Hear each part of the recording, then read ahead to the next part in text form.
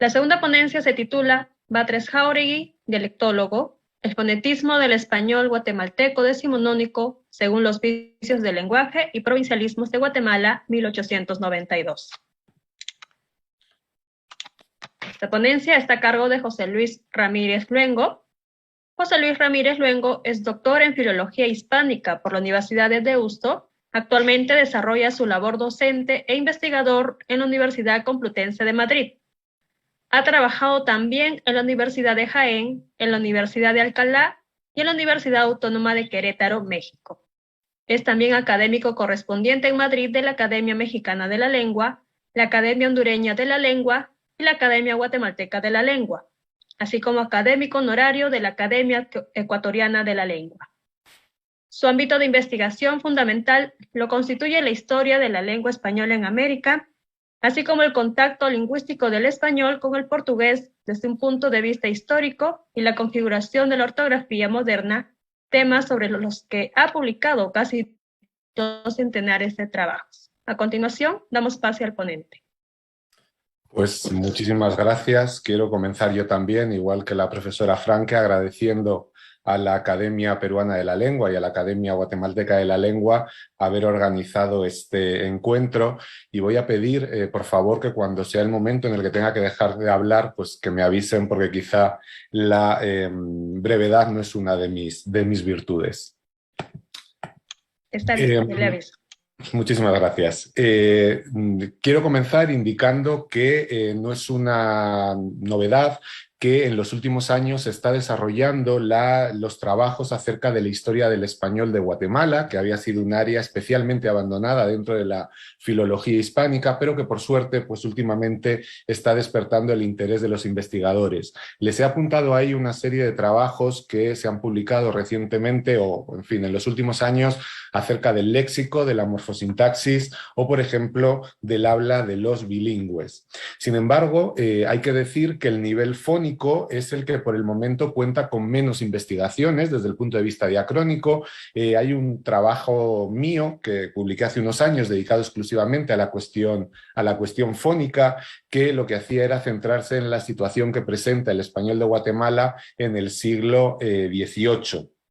Pero eso implica, el hecho de que solo existe este trabajo, que nos queda por analizar otros momentos históricos, como por ejemplo el siglo XIX, en el que yo me voy a centrar, y sobre todo analizar con una perspectiva sociolingüística la distribución de estos fenómenos. Es decir, se han descrito de forma general, pero nos hace falta saber cómo era su distribución sociolingüística en los diversos momentos. Teniendo esto en cuenta, este trabajo lo que pretende hacer es contribuir al mejor conocimiento histórico del fonetismo del español de Guatemala, aportando una serie de informaciones que nos ayuden a complementar estos datos que ya tenemos, complementarlos desde el punto de vista cronológico, centrándome, como les decía, en el siglo XIX, y también desde el punto de vista sociolingüístico, aportando en la medida de lo posible una distribución de estos fenómenos durante este momento. Por tanto, mi propósito, como aparece en pantalla, es recopilar, analizar y contextualizar toda la información fónica que aparece en la obra de Batres Jáuregui, en Los vicios del lenguaje y provincialismos de Guatemala, precisamente con el propósito de contribuir a esta descripción lingüística o fónica del español de la época. Para ello me voy a centrar en cuáles son los fenómenos fónicos presentes en la segunda mitad del siglo XIX y también cuál es la distribución social que tiene estos fenómenos. Pensaba hablar un poquito sobre el autor, sobre Antonio Batres Jáuregui, pero ayer la directora de la Academia Guatemalteca, doña Raquel Montenegro, estuvo hablando ya sobre la vida de este autor, de manera que en aras de no robar tiempo a mis colegas me voy a saltar esta parte. Sí que quería indicar algo de una forma muy rápida sobre la obra que vamos a analizar, sobre estos vicios del lenguaje, que, como les dije, se publica en la ciudad de Guatemala en 1892. 42. Y es que esta obra representa un ejemplo prototípico del purismo lingüístico propio de esta época, es decir, de estos trabajos que lo que pretenden, y cito a Quesada Pacheco, es señalar y condenar todo tipo de expresión dialectal que atentara contra la unidad lingüística. Fíjense que señalar todo aquello que se sale de la norma lingüística entendida como la norma peninsular, la norma española, convierte estas obras en auténticos tratados de dialectología, es decir, al criticar lo que se dice en Guatemala, en el fondo nos están señalando qué es lo que se decía. Y precisamente esto es lo que los convierte en unas obras muy útiles para hacer historia del español. Además, quiero señalar otras cuestiones que nos hablan del interés lexicológico, en realidad lingüístico, de esta obra. En primer lugar, el hecho de que todavía no tengamos un corpus fiable del siglo XIX guatemalteco, es decir, no tenemos un corpus lingüístico del siglo XIX guatemalteco. Por otro lado, la riqueza de sus fondos. Estamos hablando de 500 páginas y 1800 entradas, es decir, realmente de un corpus muy, muy amplio. Además, dado que lo que se está haciendo es intentar corregir el habla de los guatemaltecos, también es interesante porque todos los fenómenos que aparecen en sus páginas los podemos definir como fenómenos que efectivamente se daban en Guatemala en la época. Y además, también es interesante por lo que yo llamo la mirada del filólogo, es decir, todas esas informaciones que aporta un estudioso de la lengua, o en este caso un autor interesado en la lengua, que, como van a ver, nos ayuda a comprender mejor la distribución sociolingüística de estos fenómenos.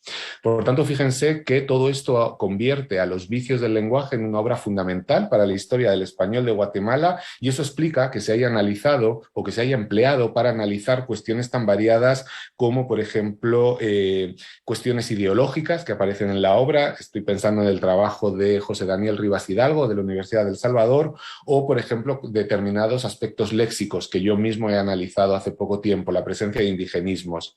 Sin embargo, más allá de estas cuestiones, de estos acercamientos, es necesario señalar que este aprovechamiento de la obra para conocer la situación lingüística de Guatemala en el siglo XIX va más allá de estas perspectivas que he señalado, y lo voy a demostrar, o voy a intentar demostrarlo, con el análisis de este nivel fonético fonológico.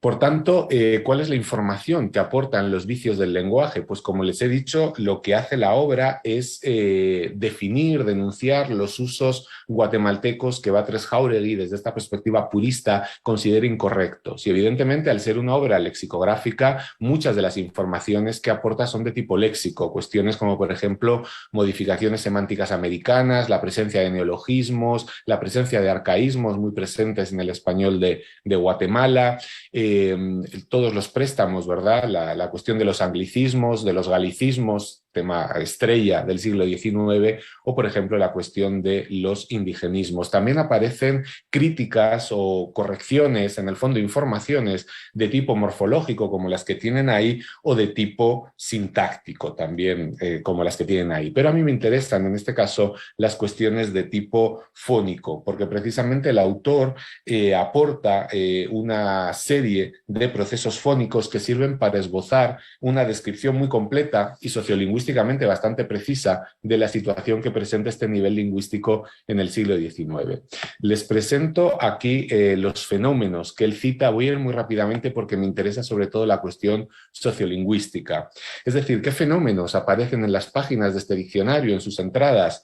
Pues algunos de los lemas del texto nos permite constatar en la Guatemala del siglo XIX la presencia de fenómenos más o menos generales como los que tienen en el punto A. Modificaciones acentuales, muchas veces palabras cultas, esdrújulas, que se pronuncian como palabras graves, como palabras paroxítonas, alcibiades en vez de alcibíades, antíoco en vez de antíoco, alumina en vez de alúmina. Simplificación también, como fenómenos generales, simplificación de vocales de timbre similar, bien en interior de palabra o bien por fonética sintáctica, y probablemente como un ejemplo de metaanálisis entre diversas voces, la cena por alacena, la alacena, lo que hace es que se produzca un metaanálisis, o targea, e incluso la pérdida de elementos vocálicos finales, a veces léxicamente determinados, ese eclis por eclipse, o a veces relacionados con otra serie de cambios fónicos, como por ejemplo ese fuey por fuelle, que tiene que ver con el yeísmo vocalizado de Centroamérica. Lo que a mí me interesa es que también Batres Jáuregui nos demuestra o nos constata la existencia de una serie de fenómenos que en la documentación, al menos en la documentación culta del siglo XVIII, la que yo analicé en ese trabajo que ya he citado, eran fenómenos que no aparecían, es decir, fenómenos que a la luz de estos textos parecían haber desaparecido en el siglo XVIII, pero que Batres Jáuregui nos demuestra que están vivos al menos en ciertos niveles sociolingüísticos como pueden ser los más populares. Ahí tienen algunos de los que señala las vacilaciones en el vocalismo átono, ahí tienen algunos ejemplos, son las entradas donde aparece esta información, la diptongación de los hiatos, presente en el siglo XVIII, pero muy poco presente en la escritura culta que yo analicé, y sin embargo presente de forma general en el diccionario, se almohada, línea, deletrear, vacear, o sea, vaciar como ultracorrección, etc.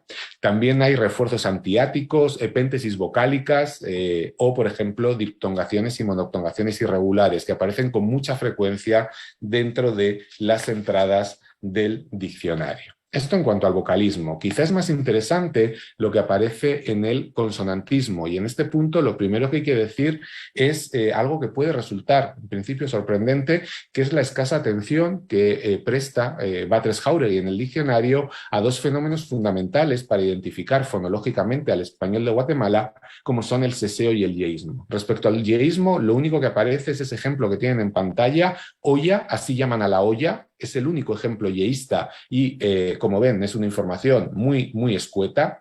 Y en el caso del seseo, ahí les he puesto un ejemplo, también aparece poco, son 4 ejemplos en todo el diccionario, y más que criticar el seseo en sí, en realidad lo que está señalando son los problemas que se producen a causa de la homofonía que produce el propio seseo. Fíjense ese ejemplo, cima. Muchos suelen confundir cima, que es el lugar más alto de los montes, cerros o collados, con cima. Fíjense que no está criticando el seseo, sino la confusión léxica que produce el seseo.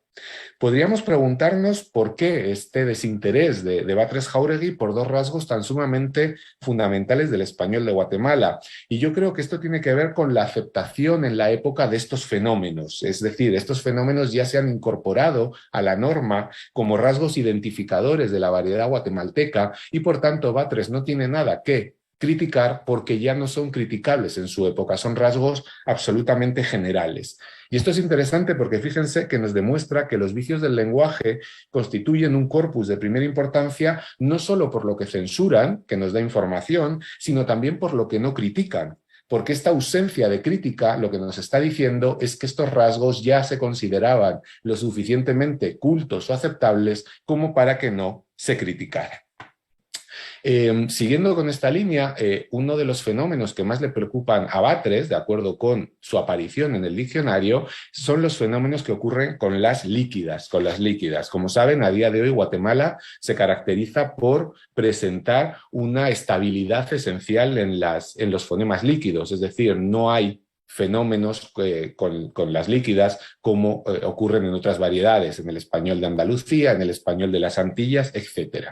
Sin embargo, Batres Jáuregui nos demuestra que, con sus críticas, que en el siglo XIX sí que existían estos fenómenos que a día de hoy aparecen, por ejemplo, en Honduras, en El Salvador o en Nicaragua. Parece ser que en el siglo XIX también estaban en el español de Guatemala, o mejor, en algunas clases sociales de Guatemala. Ahí les he apuntado los que aparecen. Él señala cuestiones como el debilitamiento de las líquidas en posición implosiva, almario, espelma, con lambdacismo o también con rotacismo, arfarfa, carcular, metátesis de estas líquidas, catredal por catedral, cebratana por cerbatana, o incluso la supresión, muchas veces determinadas por el contexto, con casos de disimilación, escondijo por escondrijo, pone frustrar, no, realmente es frustrar por frustrar, es lo que indica Batres.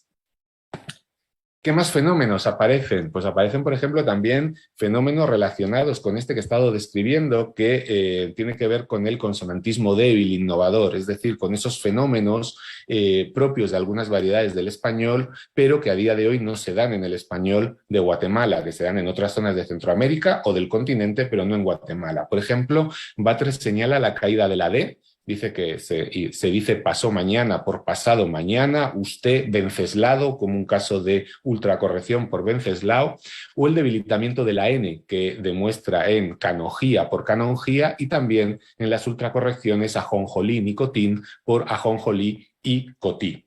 También señala, por ejemplo, el refuerzo velar ante diptongo, casos como cacahuatal, como hueso, como viruela, que aparecen, también señala que es un fenómeno presente, o modificaciones consonánticas, sobre todo de labiales, algunas un poco más restringidas geográficamente, ese cambio de B por M, menjuí, mermejo, y otras muy generales en el mundo hispánico, como es el cambio de la labial por labelar, gomitar y bueno por vomitar y bueno, o burrión por gorrión en un caso de ultracorrección. También aparece la aspiración de la F, es otro de los fenómenos que se ve que a él le preocupaban especialmente porque aparece con mucha frecuencia en el diccionario. La F inicial, ¿verdad? Pero no solo inicial. Enmojecer por enmohecer, hocico por hocico, jalar, fuerte por fuerte o retahila por retahila. Algunos otros fenómenos también presentes en el consonantismo, la pronunciación prepalatal fricativa en indigenismos, es decir, la pronunciación de esos vocablos que tienen ahí como shara o totoposte. Y es muy interesante porque además para señalar esta pronunciación lo que hace es comparar la pronunciación con la del inglés y sobre todo con la del francés. Les he puesto el ejemplo de Xuco.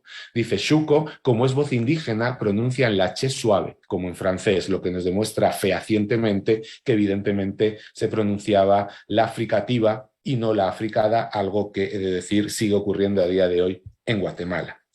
En el caso de los grupos cultos también señala una serie de procesos, algunos que son relativamente sencillos de encontrar en la documentación, pero otros que es mucho más difícil de encontrar porque no se reflejan. Señala la simplificación tanto de grupos biconsonánticos como triconsonánticos, Ignacio, indino por Ignacio, indigno, constipar, constancia por constipar, constancia. También señala la presencia de casos de vocalización, espeutro y reuto por espectro, recto, y estos fenómenos más difíciles de localizar en la documentación, ultracorrecciones, exequiel por ezequiel, impugne por impune, o la sustitución de implosivas, que guarda relación con este proceso de debilitamiento. Gente que en el siglo XIX decía atmósfera en vez de atmósfera, oxeno en vez de obsceno, o septiembre en vez de septiembre. También aparecen otros fenómenos, pero son fenómenos quizá de menor importancia porque no son tanto fenómenos generales como rasgos que están determinados léxicamente, es decir, fenómenos que ocurren en palabras concretas, a veces despalatalizaciones determinadas por el contexto, ese alfinique por alfinique o ese compañía por compañía, la aspiración de la S no implosiva que parece representar la palabra salamanqueja por salamanquesa, también hay algún otro ejemplo, y casos de metátesis, pero que no son fenómenos generales, sino que afectan a la palabra chiquirritín, que dicen chirriquitín, o patochada, que pronuncian como pachotada. Más allá de esto, fíjense que lo que he dicho hasta el momento ya nos da una notable información para poder reconstruir cómo es la pronunciación del español guatemalteco en la segunda mitad del siglo XIX. Pero es que además lo que hace de este texto una fuente fundamental para este estudio son las informaciones de tipo social, es decir, esta valoración social que se da de los fenómenos. Es lo que, como les decía, yo he denominado la mirada del filólogo. Hay muchísimas notas de valor sociolingüístico que nos describe la distribución social.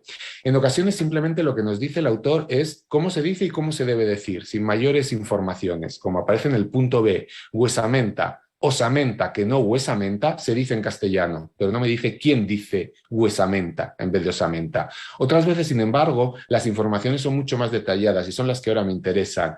Fíjense cómo hace alusión a la gente vulgar, cómo hace alusión a la gente del campo, muchas veces igualándolo vulgar con lo rústico, diferencia Esta corrupción es común entre gente vulgar, faina, es usanza general entre la gente de campo llamar faina a la faena, pero también, como nos señala, que algunos de estos usos también se dan entre los cultos. Persinarse, aún muchas personas bien educadas dicen persinarse en vez de persignarse, o incluso señala un nosotros, es decir, el propio Batres Jáuregui como representante de estos grupos cultos. Cancro, esta enfermedad incurable se llama cancro o cáncer, pero no cancro como decimos generalmente, incluido él mismo. Por tanto, fíjense que esto nos permite establecer 4 grupos, rasgos que son estrictamente y explícitamente asociados a lo vulgar, a lo rural, fenómenos que tienen una mayor distribución, que aparecen con fórmulas del estilo de algunos dicen, fenómenos todavía más extendidos, muchos dicen, y características generalizadas. Nosotros, los cultos, decimos. Por tanto, suponemos que ya está absolutamente generalizado. Esto nos permite establecer un continuum de alcance social, es decir, ver cómo es la distribución de estos fenómenos, que iría de fenómenos propios de los grupos más restringidos, vulgares, un poquito más generales, algunos, mucho más extendidos, muchos, o ya en este proceso de expansión social, generalizados todos o los cultos. Si aplicamos esta división a los fenómenos que he descrito, y perdonen porque voy a ir muy rápido, lo que nos da es esta tabla. Esta tabla donde nos demuestra, nos describe cuál es la valoración explícita, aparece en las páginas del diccionario así, de estos fenómenos. Aquí tienen algunos de los fenómenos que he hablado y aquí tienen la segunda parte. Como ven, son muchos fenómenos, son muchos fenómenos. Disculpe. ¿Sí? Un minuto para terminar, por favor. Perfecto, perfecto. Bueno, esto decía que en realidad aquí estoy describiendo los fenómenos. Quizá lo más interesante era que algunos de estos fenómenos presentan una paradoja, porque según Batres Jáuregui se dan entre los vulgares, pero también se dan entre los cultos. Entonces la pregunta sería, ¿cómo podemos entender esto? Y ahí de nuevo los datos, esta mirada del filólogo, del propio Batres, nos demuestra cómo se pueden entender. Y es que muchos de estos fenómenos tienen una valoración léxicamente determinada. Es decir, no es que el fenómeno sea vulgar o culto, sino que dependiendo de en qué palabra se considera vulgar o se considera culto. Ahí les he puesto 3 ejemplos. La aspiración de la F es aceptable en voces como jato y jalar, pero se considera vulgar en hacha, hierro y retajila. En 10 segundos les quiero leer el ejemplo porque es muy ejemplificador, si me permiten la palabra, de esto. Dice, así decimos por jalar, dice, así decimos por jalar, aspirando fuertemente la H hasta convertirla en J. Como lo hace, por tanto, así lo hacemos nosotros, es culto, se considera aceptable. Como lo hace la gente rústica con otras muchas voces que tienen H y que hoy es completamente muda. Así dicen hacha, harto, heder, hierro, etc. Fíjense, jalar se permite, pero esto mismo lo hace la gente vulgar con otras palabras donde es muda. Es muda para los cultos, pero no para los vulgares, ¿no? Como él dice. Por tanto, fíjense cómo el mismo fenómeno tiene distinta valoración determinada léxicamente. Concluyo. 4 ideas retomando lo que he dicho. Por un lado, la abundancia de informaciones fónicas. Podría sorprender siendo un diccionario, pero no tanto si lo consideramos como es una obra purista, donde hay un catálogo de rasgos dialectales de cualquier nivel lingüístico y también, por supuesto, rasgos fónicos. Por otro lado, es interesante la información que aporta Batres porque nos aparecen en su obra fenómenos que tienen muy poca o incluso nula presentación en la documentación de la época, y esto me lleva a considerar la necesidad de incorporar estos textos puristas al corpus de trabajo de la dialectología histórica, porque nos dan información que no nos da la documentación. Por otro lado, esta idea se ve reforzada, la idea de la importancia de la obra de Batres, por la importancia de lo sociolingüístico, es decir, el hecho de que nos dé datos sobre la distribución diastrática de los fenómenos y también sobre las diferencias valorativas de un fenómeno según la unidad léxica, algo que es muy difícil de conseguir a partir de la lectura de corpus documentales. Y por último, y a partir de todo lo anterior, me parece que es importante propugnar la necesidad de una nueva relectura de Batres Jáuregui, que dejemos de verlo o no lo veamos solo como un lexicógrafo purista, sino también como un dialectólogo observador, de la obra, del español de su época. Y esto es lo que hace que los vicios del lenguaje se conviertan, creo yo, en una fuente fundamental para la reconstrucción diacrónica del español guatemalteco, de lo fónico y no solo de lo fónico, aunque es en lo que yo me he centrado. Muchas gracias.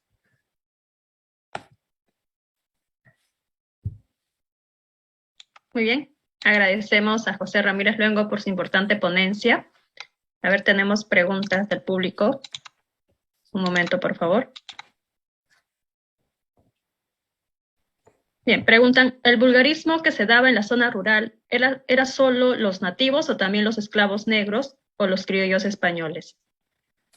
Pues en realidad Batres Jauregui no llega hasta esa finura de análisis. En realidad en ningún momento dice esto es un rasgo propio de la población indígena o es un rasgo propio de la población negra. Simplemente habla de gente vulgar y a veces hace estas referencias a lo rústico asociándolo a lo vulgar.